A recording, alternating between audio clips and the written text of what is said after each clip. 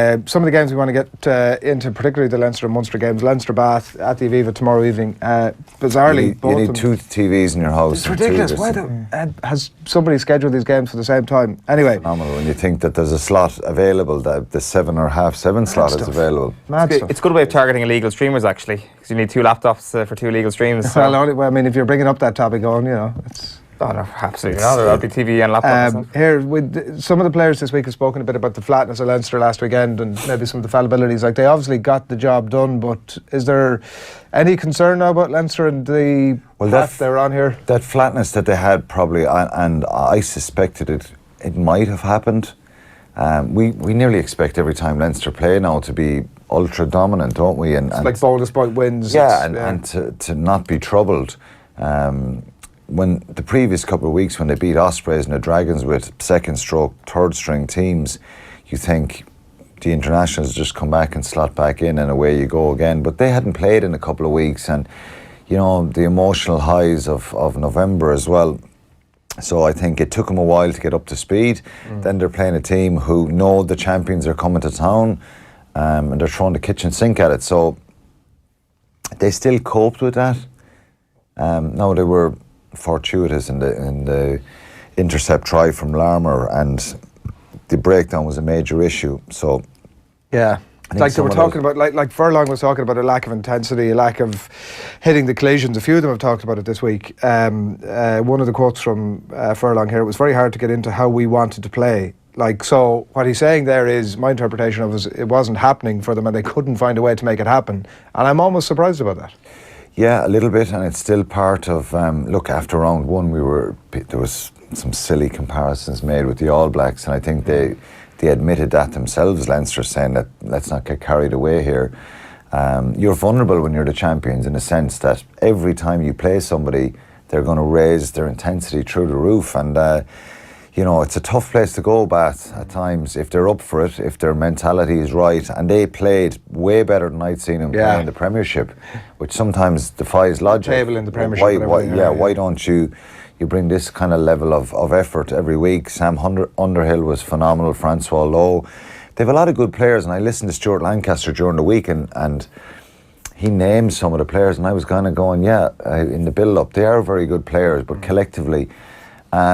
and you think if they didn't get the try, it was kind of in the balance. Now, you just get the feeling when Leinster, when they're in a bit of trouble, when there's a bit of panic going on with this team, that they don't panic, and that they can change gears and do something different in the game. I think they'll be a lot better this week. Bath are hanging on by a thread. Why do you think they'll be better this week? Is that based on Bath's? I think they'll be. I've played in teams before where you get a scrappy win and you're happy. It just shows the level that they're at now. An away win in Bath is a brilliant win, and they'll probably be just disappointed with their performance and the high standards they've set for themselves. Now, I hope Bath come and play and give it a real crack as well this weekend, and we get a good game, because you don't want to see a one-sided affair where Leinster put 30 points in them and 30 or 40 points, which they're capable of.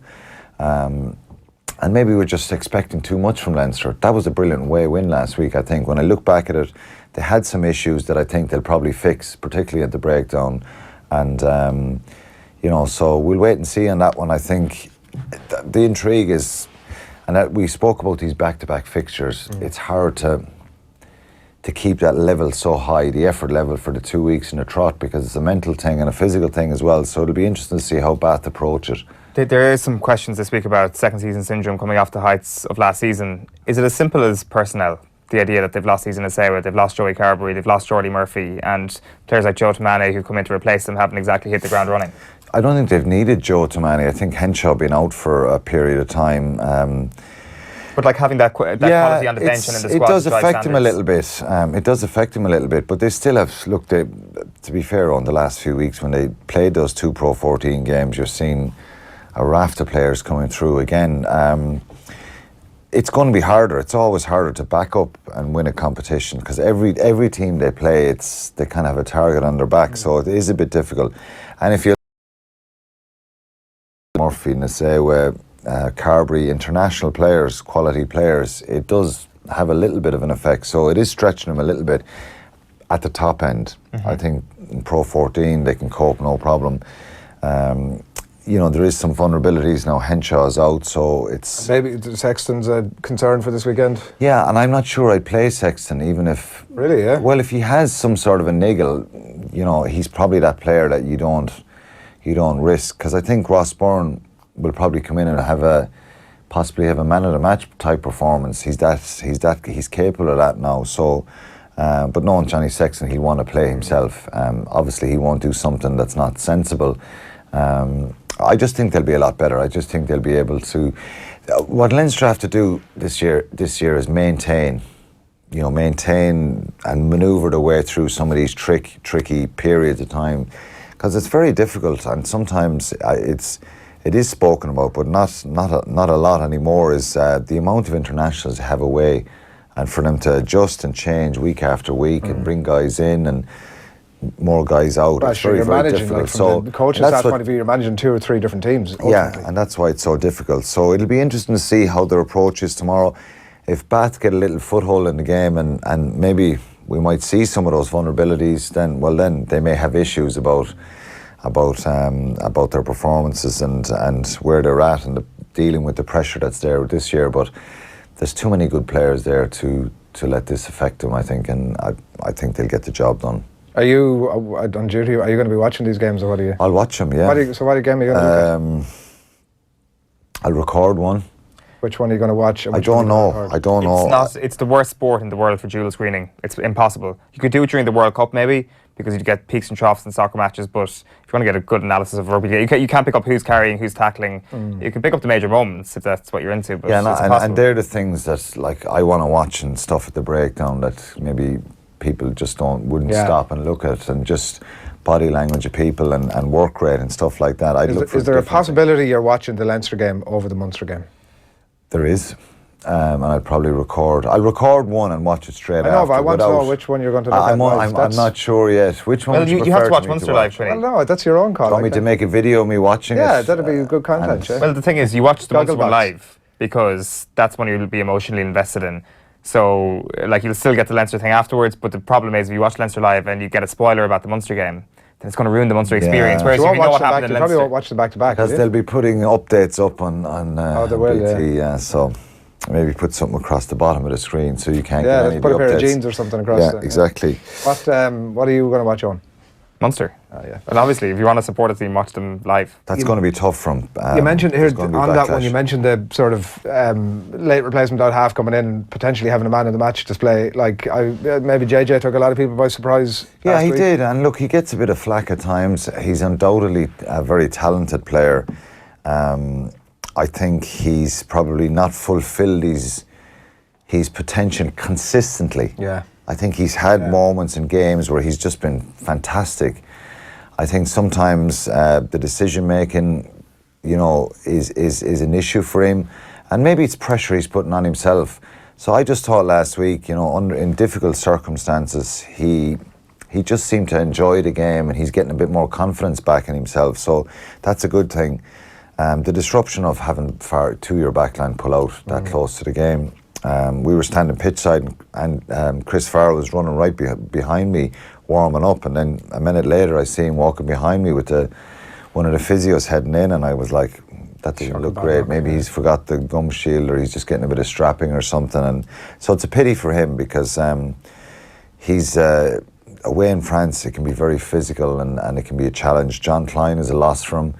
The South African, he would have been, a big, strong, physical guy. So I think they'll have a different type of physical challenge this week from Cass. Cass were deplorable last week, and frustrating. On that basis, was there, because they were so bad and Munster were so dominant, conversely to Leinster? I think it actually had an effect on Munster's performance as well, because they weren't trying to play. They were just hoofing the ball down the field every chance they got. They were messing at the breakdown. They were borderline offside a lot. Now, I know some decisions probably went for Munster as well, and it's difficult to police that offside line all the time. They were, close to it as well. But I just felt that they didn't want to play, and I don't know, it frustrated me in round 3 of a wonderful competition. And there was a few games like that last weekend, Adrian, and it's a concern for European rugby that after 3 rounds, we possibly have 8, 10 teams out of the competition, which is not what you want. You want a Champions League time thing and loads of games going to the never used to be the way either, No, and I don't know what the answer is. When there was 24 teams in it, it seemed to be always crucial games in round 5 and 6. I guarantee you we'll have a number of teams in the quarterfinals come round 5. Which is a shame because you want to get to the last weekend and keep that excitement. And but in saying that, Cass will be a different proposition this week, and they're better than what they showed last week. Maybe it was just they were trying to keep the score down. They lost 48-3 there last year, but Munster were, they should have got that bonus point, and they look rusty at times, and it's understandable for Conor Murray, but I think there was other facets of the game that just weren't good enough. The scrum was a big positive, but just some turnovers, knock-ons, and just the backline are not clinical enough. And I think particularly when they get into crucial areas, so they need to be a lot better. You won't get many opportunities in France throughout an 80-minute game. You might get 2 or 3 opportunities to score tries and kind of capitalise on being in the opposition 22, and they've got to take them this week. You have to take them away from home, but they're capable of it, and I think they will play better. And I think, maybe there's an expectation and added pressure playing at home, and that'll be off them this week. But they've got to be really up for this one because there's going to be a bit of bite in this game. Last week you went for a clean sweep, barring Ulster. They all got it done at the end. Yeah. What are you thinking this weekend? I don't know what I'm thinking. I think obviously it was a fantastic win. Will Addison was brilliant. It's good to see that they can pick the same team again. And to be fair, that's what they need. They need a little bit of consistency, a bit of unity, given everything that's gone on there last season. In the last couple of years, they haven't made the knockout stages for a couple of years. They have a great opportunity now. Obviously, they've Racing coming in round 5. And they've got to go to Leicester for the last game. They've won before in Leicester. So I think it's imperative that they back up last week at home. There's no guarantee we're here with them, Adrian, because I think we've seen the Pro 14. They've been sloppy enough at home. They have a good few wins there, but they're kind of late last-minute penalties, and they've been sloppy at home. And Scarlets, I think, will throw caution to the wind. They have a slight chance of getting into the knockout stages, but you'd imagine it's all but gone for them. And that's what makes them dangerous going to the Kingspan tonight. So, is there hope in terms of the Ulster pack at the moment? Because you see Coatsy coming back playing so well. Obviously, Jordy added to the team as well, and then Eric O'Sullivan's really good. Another product from the Leinster Academy. Leinster propping everyone up again. Yeah, they are. And look, there's the positive for the players is they're getting these opportunities. So it's a great opportunity for him. He played last week. He only made his debut this year. Tom O'Toole's on the bench as well, another young tight head, so they might finally have some young props coming through that may sustain them.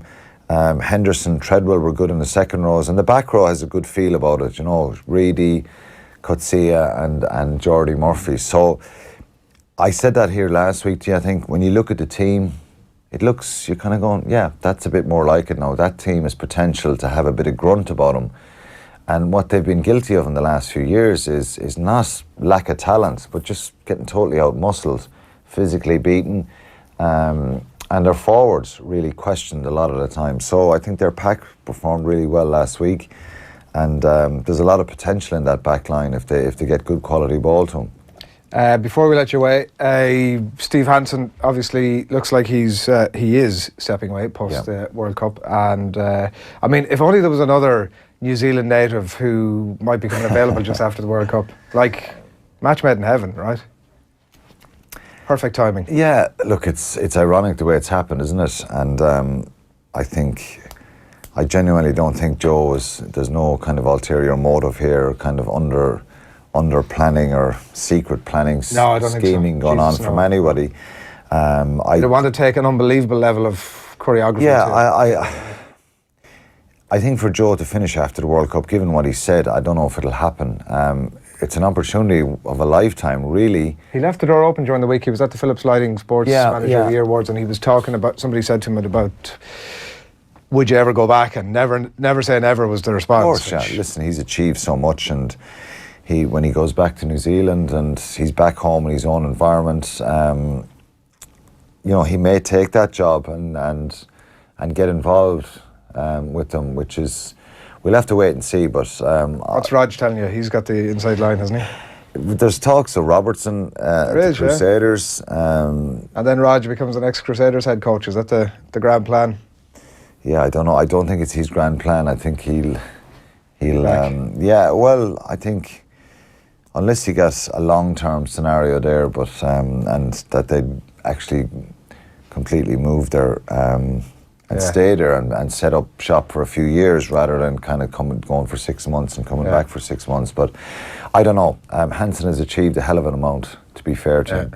He's had a lot of good teams, going for 3 World Cups in a trot next year. So it'd be an incredible way for him to finish. So it'll be interesting to see. I'm sure that they'll, if they haven't been on already, that they'll be very, very interested in having Joe Schmidt. But I think Joe can sit back. The danger of not taking the job then is if somebody else comes in or they're there for 8-10 years, because the reality is, unless they don't usually go through a bad run, the All Blacks historically, that somebody could go in and be there for 8 or 10 years, and maybe he might miss that opportunity. Does Steve Hansen get the credit he deserves? Probably not, I think. No, he's won a Coach of the Year for so many years in the trot, and in fairness, he probably gets a lot of credit back home. But it's maybe we kind of expect, we don't laud his achievements as much because we go, well, it's the All Blacks. Of course, anyone could coach them and the players. But it's difficult to put that whole stuff together. It's not easy. So he had that experience with Wales, which was kind of up and down a little bit.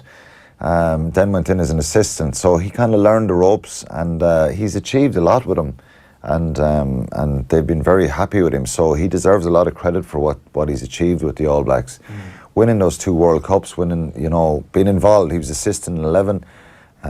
Graham Henry was the boss there, but going to England in 2015, that was a difficult one as well, and they were just outstanding.